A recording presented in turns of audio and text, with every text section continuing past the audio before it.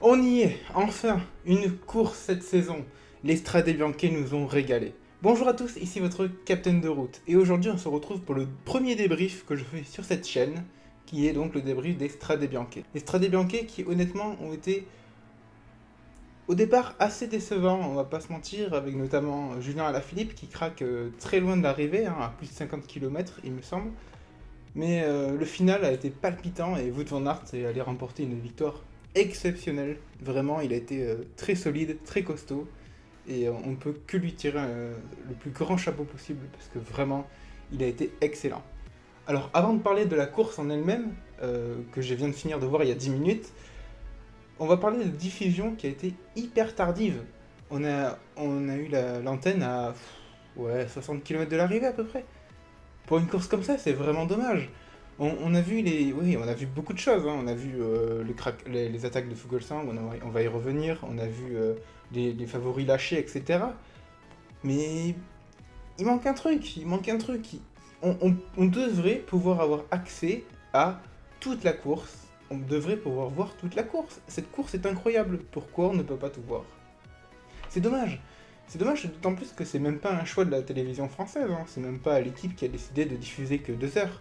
Non, non, c'est carrément la RAI qui a décidé de ne pas diffuser ce qu'il y avait avant pour passer la course féminine. Mais moi je comprends pas pourquoi on passe pas la course féminine la veille ou plus tôt, on peut les faire partir plus tôt, enfin je sais pas, mais il faut trouver un arrangement. Parce que c'est pas possible de louper une si grosse partie de la course. C'est pas possible. Bon, ce coup de gueule passé, on va... Oui, j'ai mes notes, parce que voilà, on est sur un débrief, donc une vidéo improvisée. Donc j'ai mes notes, et donc déjà, on peut voir qu'il y avait que à peine 30 coureurs, quand on a eu la diffusion, il restait 30 coureurs maximum. Donc ça veut dire que la course, elle était vraiment difficile avant, qu'il y a eu il y a eu des attaques apparemment de Mathieu Van Der Poel, de Philippe, qu'on n'a pas pu voir du coup. Mais apparemment, il y avait vraiment des offensives, il y avait vraiment des choses qui se passaient, et du coup, c'est pour ça qu'on s'est retrouvé avec une trentaine de coureurs à peine. D'ailleurs, quand on a repris la diffusion, je crois que la Philippe, il rentre à peine dans le peloton parce qu'il y a eu une crevaison ou quelque chose comme ça. Donc vraiment, c'était... on savait qu'il y avait de la bagarre déjà. On sentait que vraiment, il y avait eu un affrontement, un vrai combat avant. Alors, du coup, le premier secteur qu'on voit, c'est le long secteur de 11 km, dont j'ai oublié le nom. Donc voilà, shame on me, j'ai fait une vidéo sur le parcours, mais j'ai oublié les noms. Mais oui, donc c'est le secteur qui fait 11 km et demi et qui est vraiment dur. Je crois que c'est le montée de quelque chose. C'est vraiment une montée qui est dure. Enfin, c'est une montée, oui, c'est un secteur qui est difficile. Et là, alors que ça roulait déjà vite, il y a Fuglsang qui part. Mais enfin, Fuglsang, il met une claque littéralement à tout le monde à ce moment-là. Il prend 20-25 secondes, je crois. Et vraiment, à ce moment-là, moi, je suis presque en mode, il a course gagnée. Pourtant, on était à 50 km de l'arrivée. Et Fuglsang, il part et il lâche tout le monde. Alors, il fait exploser Mathieu Van Der Poel et Julien Alaphilippe. Mais il fait vraiment exploser pour le coup. C'est pas léger, quoi. C'est vraiment... ils explosent. Vraiment, ils disparaissent de la course. Je sais pas... je sais même pas s'ils sont encore arrivés au moment où je tourne, là. Donc vraiment, ils ont fini très très loin. Donc du coup, il part à 50 km de l'arrivée, alors que ça roulait vraiment fort. Pour moi, à ce moment-là, je me dis, Fuglsang, il est trop fort. Fuglsang, pour moi, à ce moment-là, il ne sera pas battu.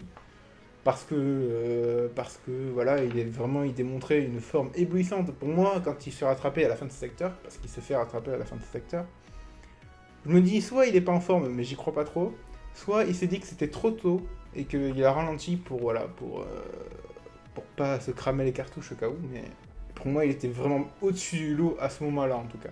Du coup, cette attaque de Fuglsang, elle a pas servi à rien quand même, parce qu'elle a créé un groupe de 6. Donc dans ce groupe, il y avait Bettiol, Van Aert, Van Avermaet, Charman et Formolo. Donc Formolo, on ne sait pas ce qu'il fait là, mais bon, il est là. Donc on va y revenir ça plus tard, mais grosse perte de Formolo en tout cas. Et donc là, sur le secteur d'après, qui a 30 ou 40 km de l'arrivée, on voit une grosse attaque de Charman, où c'est Van Aert qui suit. Et Fuglsang, il bouche le trou. Il me semble que c'est Fuglsang. Et je me dis que Fuglsang est fort, mais Van Aert a l'air fort aussi. Et Van Aert, c'était mon pronostic avant la course. Donc j'y crois encore, parce que je me dis qu'ils sont plus que 6. Il y a des gros noms, c'est sûr. Genre, il y a Genre, si on cumule le palmarès des 6, on a de quoi faire très très joli, une très très jolie armoire à trophées. Mais il n'empêche que Van Aert est encore là, et Van Aert a l'air plutôt en forme quand même. Donc moi j'étais assez content. Mais bon, Fuglsang c'était vraiment l'épouvantail, hein. Fuglsang, quand il bouche le trou, il bouche, mais vraiment en costaud. Et je me dis, ah, ça va être difficile de le battre quand même. Alors j'ai dit groupe de 6, mais c'est vrai que dans l'attaque de Sharman, du coup, ils ne sont plus que 5, parce que t'as Van Avermaet qui craque. Van Avermaet qui me déçoit un peu, honnêtement, j'y croyais beaucoup. Pour moi, il allait faire podium. Van Avermaet, c'est pour lui normalement, ça. Qu'est-ce qui s'est passé? Je sais pas, mais en tout cas, Van Avermaet qui craque assez tôt au final, il se fera même rattraper par Stibar. Donc Stibar qui a été distancé, on sait pas trop pourquoi, si c'est dû à une méforme ou juste un problème mécanique ou autre chose. Mais en tout cas, Van Avermaet il craque assez tôt, il était en difficulté, ça se voyait quand même il piochait hein, quand il y avait Bettiol notamment qui roulait, il piochait vraiment, mais ouais, il a craqué tôt quoi. Alors ensuite on voit une série de tactiques différentes, hein. Il y a des attaques à tour de rôle, ce qui est normal. Puis dans le dernier secteur, pour moi, il y a ce qui a fait des différences évidemment, mais tout le génie de Van Aert qui dans le dernier secteur, qui démarre en descente, il part, il fait quoi? Il fait un écart de 20 mètres, grand max. Mais il part.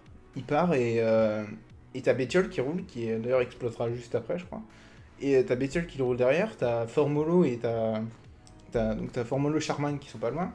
Et t'as Fuglsang qui claque. Genre, Fuglsang, il est plus là. Panne de réseau. Alors, à ce moment-là, j'étais vraiment surpris. Parce que, pour moi, c'était l'ultra favori. Si on arrivait au pied de la dernière montée d'ancienne, c'était pour lui, hein. Pour moi, c'était sûr, c'était acté, c'était Fuglsang qui gagnait.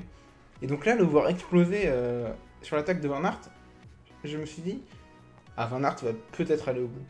Et pour moi, Van Aert avait déjà gagné la course. Et finalement, il y a deux modems qui m'ont fait douter. Sharman et Formolo, qui, mine de rien, sont revenus très très proches. Et s'ils n'avaient pas arrêté de collaborer, enfin, ils n'ont pas arrêté de collaborer, mais s'ils avaient vraiment tout mis dans cette collaboration, ça aurait pu donner un truc bien plus... ils auraient pu être bien plus proches au pied de la dernière montée et ils auraient pu rattraper Van Aert, éventuellement. Mais Van Aert était très fort et franchement, c'est ce qu'il faut retenir. Van Aert, ce sera pas sa seule victoire hein, cette année, à mon avis. Van Aert, il est parti pour gagner pas mal de choses, hein. Je sais pas encore quoi, mais il va gagner beaucoup de choses. Bon voilà, c'était un petit débrief à chaud, vraiment à chaud, de ces Strade Bianche. Ce qu'on peut en tirer, c'est que niveau français, c'est pas ouf comme bilan, hein. Alaphilippe, il a craqué très tôt. J'ai aucune idée du premier français qui arrive en premier, mais il doit être très très loin. Donc voilà, c'est pas un bilan incroyable pour les Français. Maintenant, pour le spectacle, ça a été un peu laborieux au début, honnêtement. Quand il y a eu la diffusion et tout, ça a été compliqué.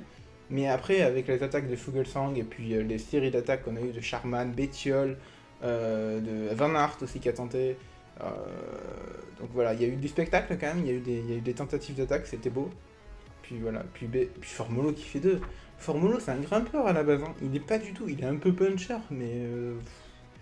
ouais, il est plus grimpeur que puncher, Formolo à la base quand même. Et là, il te claque ça, deuxième place, alors que bon, c'est vraiment pas sa spécialité quoi. Bah bravo, franchement en Italie, très propre. Bettiol qui fait 4 aussi, Bettiol qui confirme ses bonnes performances de l'année dernière sur le Tour de Flandre notamment. Donc vraiment à suivre, clairement à suivre. Bon ben voilà, je pense avoir à peu près tout dit de cette Strade Bianche. J'ai évidemment condensé, hein. Évidemment j'ai sans doute oublié des choses en réalité, mais je fais vraiment ça à l'improviste et à chaud, donc j'espère que ça va vous plaire. C'est un premier test pour moi, c'est vraiment, là je fais ça dans le rush, et j'ai très envie de savoir ce que vous en pensez. N'hésitez pas à faire vos retours en commentaire pour savoir qu'est-ce que je pourrais améliorer, voilà. Dites-moi vraiment de ce que vous en pensez à vous. En tout cas, moi je vous dis à la prochaine, à bientôt. Sans doute une vidéo pour Milan-San Remo, une vidéo de présentation comme j'ai fait ce matin, et une vidéo débrief sans doute le soir. En attendant, moi je vous dis à la prochaine, ciao.